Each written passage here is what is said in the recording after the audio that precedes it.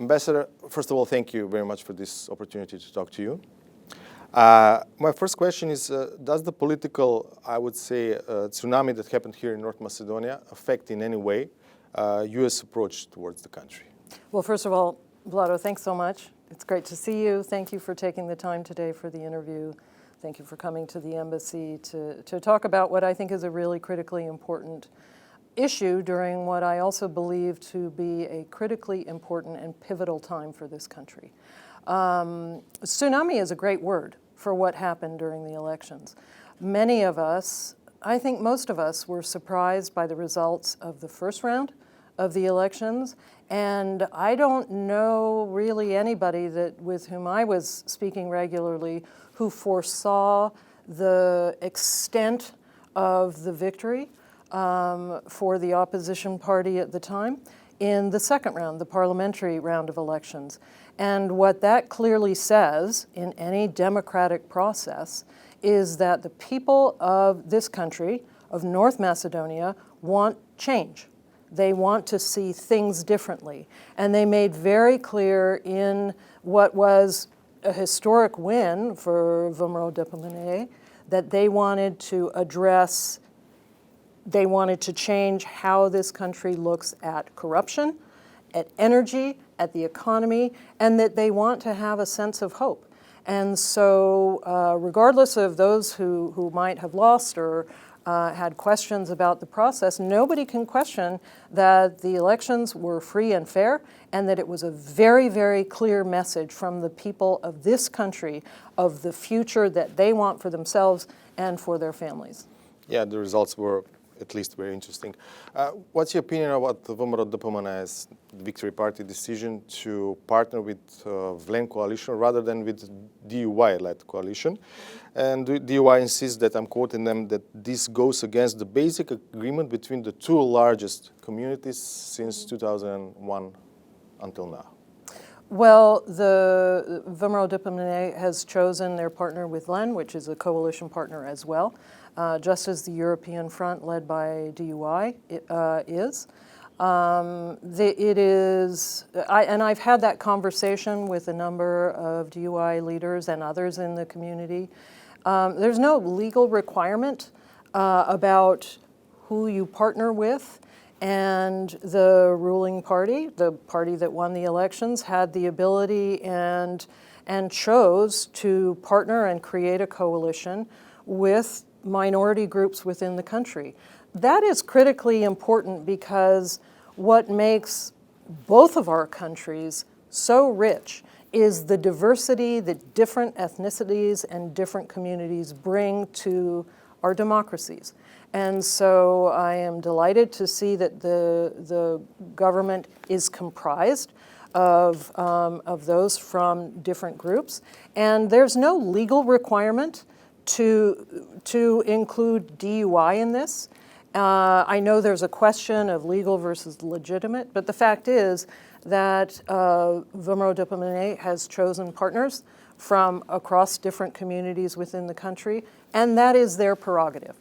And so they have chose to do so, and we will see how that coalition works out moving forward. So that doesn't mean any disturbance in the country?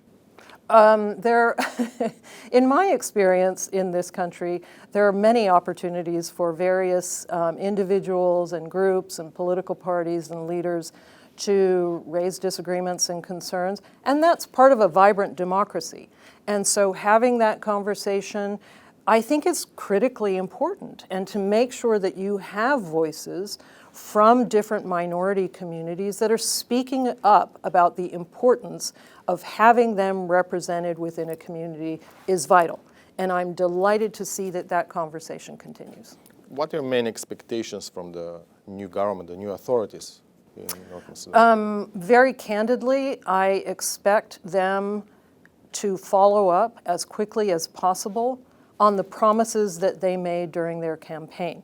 I understand that's difficult, but that's what the people want from them. That said, it's a very difficult prospect to go from campaigning to governing.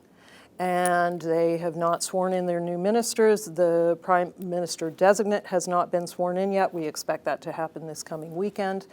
And so I look forward to seeing how they, and this is true of any government that would have come into power, match the rhetoric from their campaign and campaign promises with their actions. Because at the end of the day, it is your actions by which you are judged as a political party and as a government versus campaign promises, which frankly can cover all the spectrum of politics during an election. Yeah, you mentioned that the citizens voted for change, and we are seeing also change maybe in the attitude towards the Presper Agreement by the new authorities. The new president, she took oath of office without mentioning the constitutional name of the country. The same narrative was also by the Prime Minister designate. Now he changed his position. He said 2 days ago that he will use the constitutional name abroad and also when he's sworn in.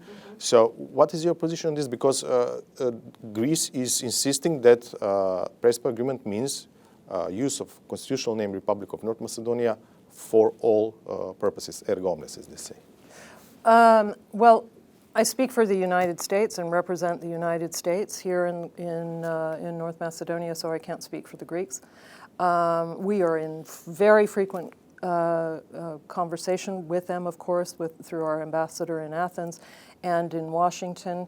I will say that it was a disappointment to leadership in Washington when the president chose not to use the constitutional name of this country during her swearing in. And frankly, for the incoming prime minister and his ministers to do so is something that we applaud. My understanding is that the rules of procedures within the parliament have been changed to include that.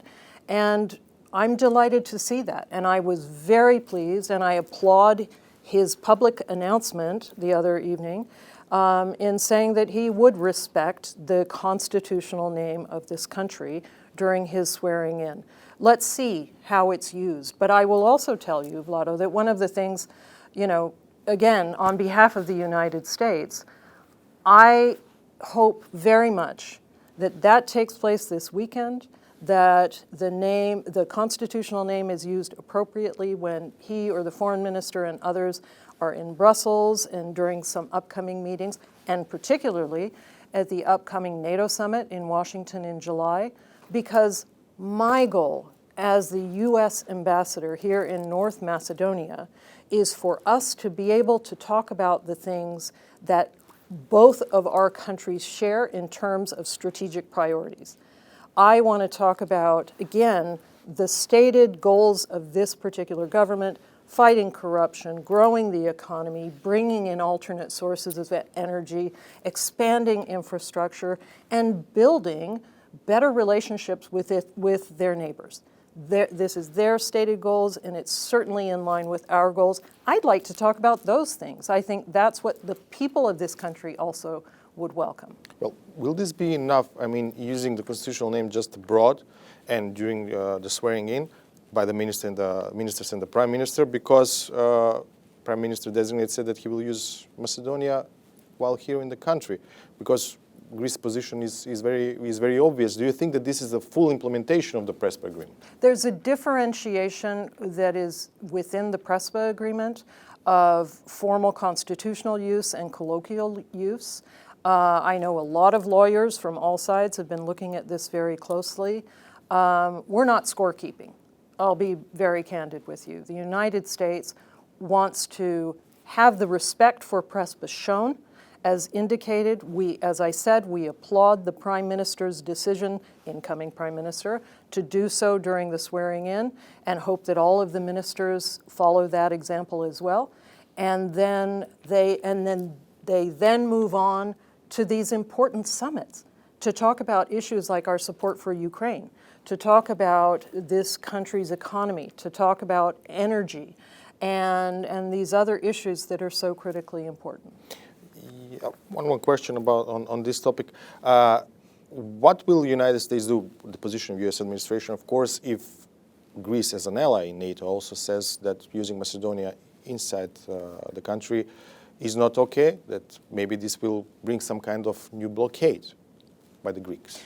I'm not going to hypothesize, and I certainly wouldn't characterize our bilateral discussions with the government of Greece. They are a deeply valued ally.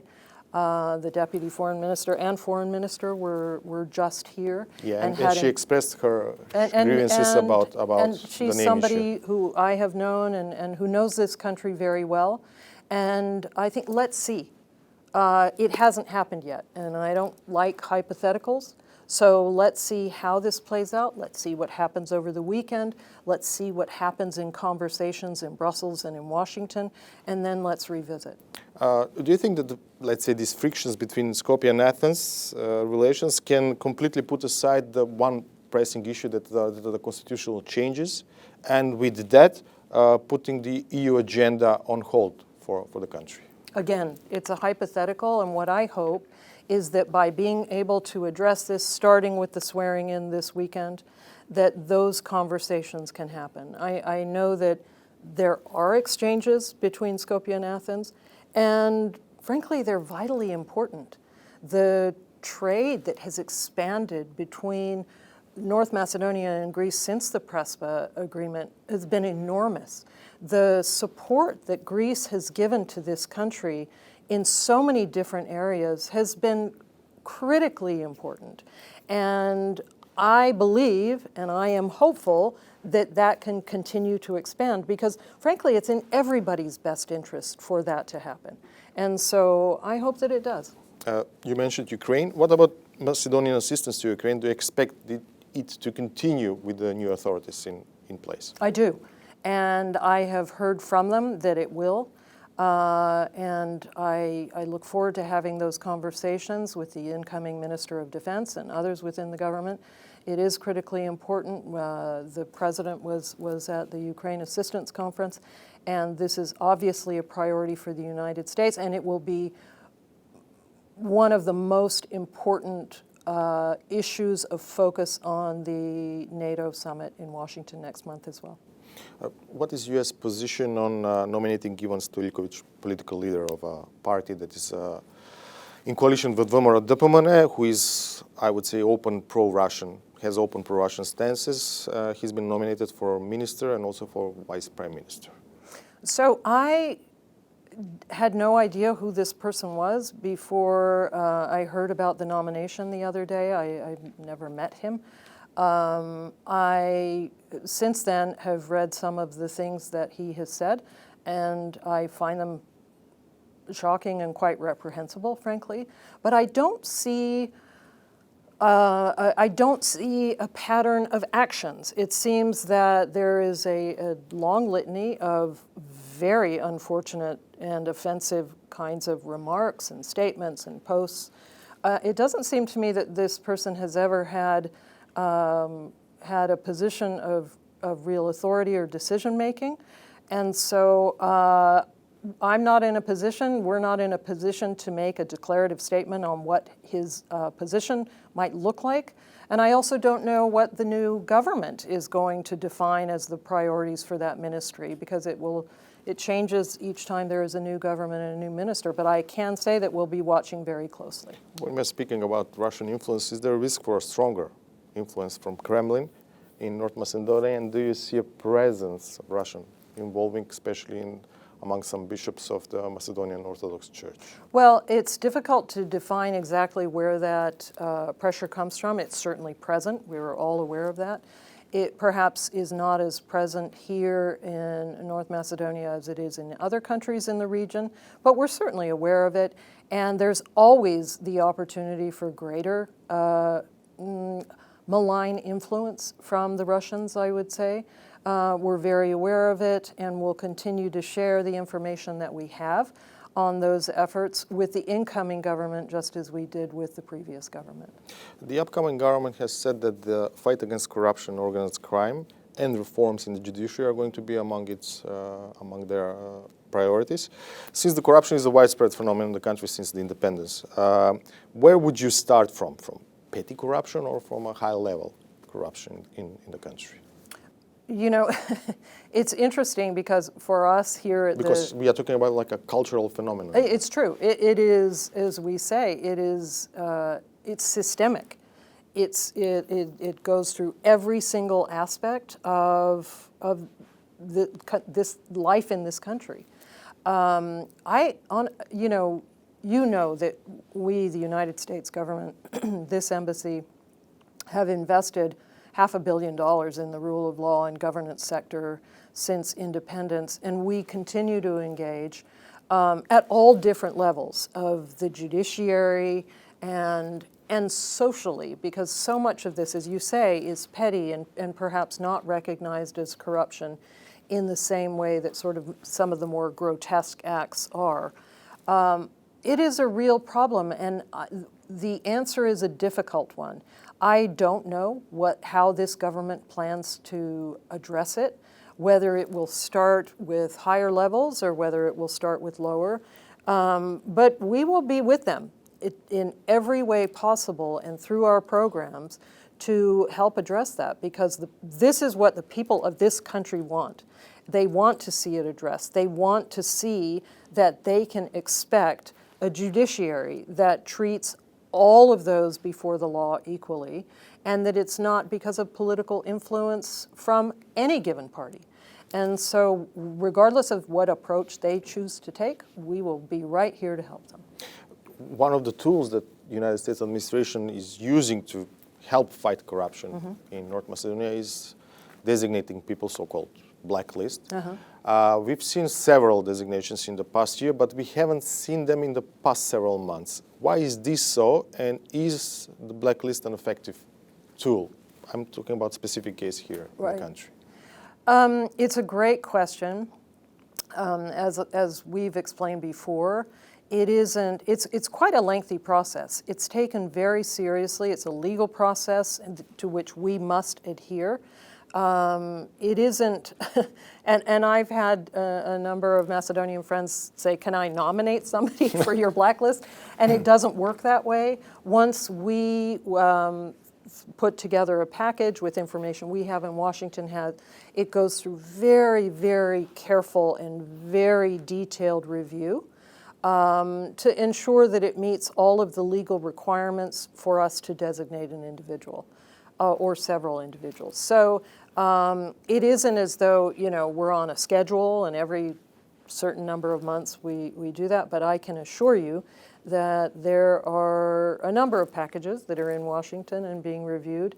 I have no idea when they will be released. But we can expect them. That's for the lawyers. There will certainly be more. Thank you very much. You're welcome. Thanks.